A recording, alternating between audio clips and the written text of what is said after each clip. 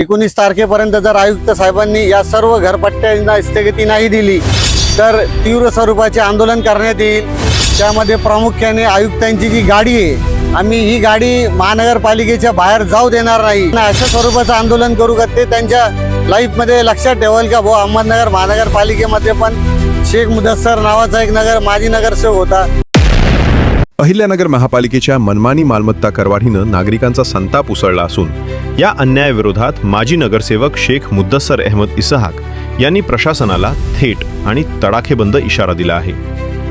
चुकीच्या कर नोटिसा मागे घेतल्या नाहीत तर 19 डिसेंबरला आयुक्तांची गाडी रस्त्यातच अडवून जोरदार आंदोलन छेडू असा आक्रमक संदेश त्यांनी दिल्यानं महापालिका प्रशासनात खळबळ माजली आहे।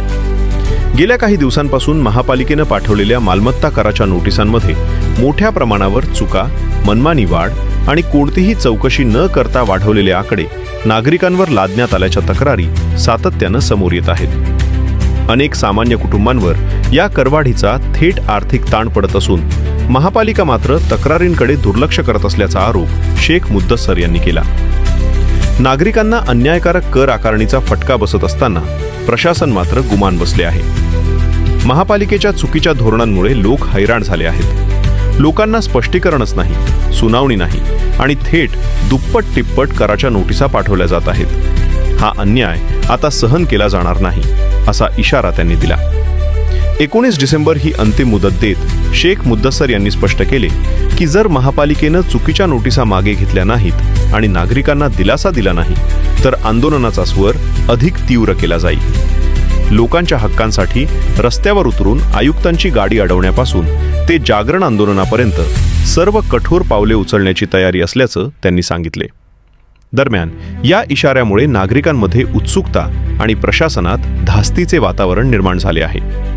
करवाढीचा प्रश्न निकाली काढण्यासाठी महापालिकेनं काय भूमिका घेतली जाते याकडे आता संपूर्ण शहराचं लक्ष लागले आहे। आज पुन्हा आम्ही घरपट्टी संदर्भात आयुक्तांची भेट घेतली, कारण मागच्या आठवड्यात सुद्धा या मुकुंदनगर व शहराच्या इतर परिसरात जाचक घरपट्ट्या आल्या, त्याच्या विरोधात एक निवेदन दिलं होतं। त्याच निवेदनासंदर्भात आम्ही आज आयुक्तांची पुन्हा भेट घेतली। त्यावर त्यांनी काय कारवाई केली, ज्या जाचक पट्ट्या आल्या त्यांची स्थगिती दिली का नाही दिली याची विचारणा आम्ही आयुक्तांना केली, परंतु त्यांच्या असं म्हणणे आले की इलेक्शनचे सध्या दिवस असून त्या इलेक्शनाच्या कामामुळे आम्हाला त्याच्यावर निर्णय घेण्यास जमलं नाही। यामुळे आम्ही त्यांना आज 19 तारखेपर्यंतची एक मुदत दिली। 19 तारखेपर्यंत जर आयुक्त साहेबांनी या सर्व घरपट्ट्यांना स्थगिती नाही दिली तर तीव्र स्वरूपाचे आंदोलन करण्यात येईल।